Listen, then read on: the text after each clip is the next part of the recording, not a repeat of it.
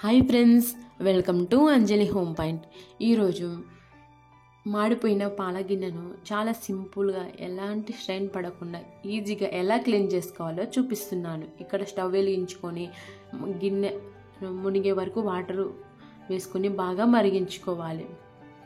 Water బాగా heat అయిన తర్వాత వాషింగ్ పౌడర్ ఉంటుంది కదా, బట్టలు వాషింగ్ పౌడర్, ఆ వాషింగ్ పౌడర్ని ఇక్కడ 2 స్పూన్స్ తీసుకున్నాను. ఇక్కడ నేను 2 తీసుకున్నాను. మీరు ఏదైనా యూజ్ చేసుకోవచ్చు. ఇప్పుడు ఒక 10 మినిట్స్ వరకు ఈ వాటర్ని బాగా మరిగించుకోవాలి. ఆఫ్టర్ 10 మినిట్స్ తర్వాత ఇందులో మాడిపోయిన గిన్నెని ఉంచుకోవాలి.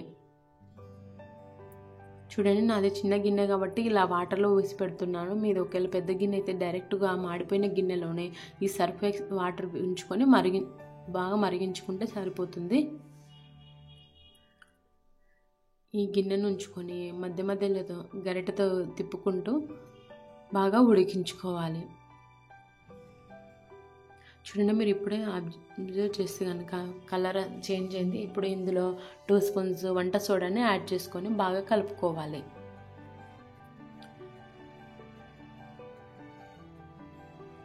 గరిటెతో మాడిపోయిన భాగాన్ని కలుపుకుంటూ ఉండాలి. నిన్న మధ్యాహ్నం నేను పాలు పెట్టేసి పాప లేచిందని వెళ్ళి పడుకోబెడదామని వెళ్ళాను.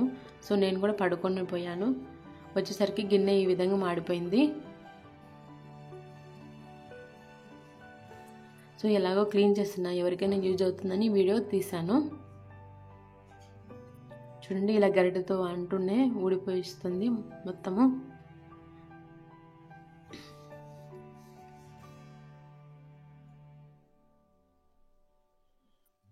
ఈ ప్రాసెస్ అంతా మనము యాక్చువల్గా ఇక్కడ గిన్నె కొద్దిగా మాడితే 20 మినిట్స్ అయితే సరిపోతుంది. సో ఈ గిన్నె ఎక్కువగా మాడింది కాబట్టి నేను ఇక్కడ ఒక 1/2 అవర్ పాటు ఈ ప్రాసెస్ అంతా చేస్తున్నాను.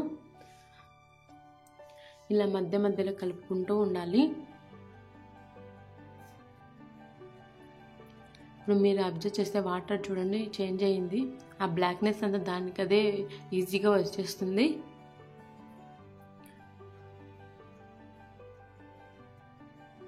ఇలా మధ్య మధ్యలో కలుపుకుంటూ ఈ ప్రాసెస్ అంతా ఒక 1/2 అవర్ పాటు చేసుకోవాలి. చూడండి, ఆల్మోస్ట్ బ్లాక్నెస్ అంతా అదే వస్తుంది, మాడిపోయిన భాగం అంతా. ఇలా కలుపుకుంటూ ఉండాలి. ఇప్పుడు స్టవ్ ఆఫ్ చేసుకొని గిన్నెను పక్కకు తీసుకోవాలి. ఇక్కడ నేను గరిటెతో మాడిపోయిన భాగాన్ని అంతా ఇలా గీకుతూ ఉన్నాను.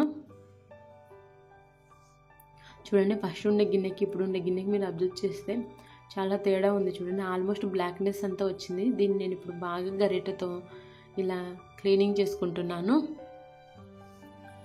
ఇలా క్లీనింగ్ చేసుకున్న తర్వాత స్టీల్ స్క్రబ్బర్తో, డిష్ వాషర్ సోప్తో బాగా స్క్రబ్ చేసుకుంటే ఈజీగా వచ్చేస్తుంది. చూడండి, నేను ఇక్కడ స్టీల్ స్క్రబ్బర్తో బాగా స్క్రబ్ చేశాను. అంతా చాలా ఈజీగా పోయింది, ఎలాంటి స్ట్రెయిన్ పడలేదు అసలు. నేను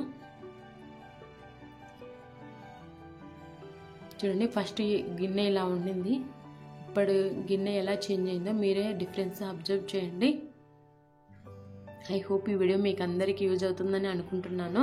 థ్యాంక్స్ ఫర్ వాచింగ్. మీకు కనుక ఈ వీడియో నచ్చినట్లయితే ప్లీజ్ లైక్ చేయండి, మీ ఫ్రెండ్స్కి రిలేటివ్స్కి షేర్ చేయండి, సబ్స్క్రైబ్ చేసుకోండి.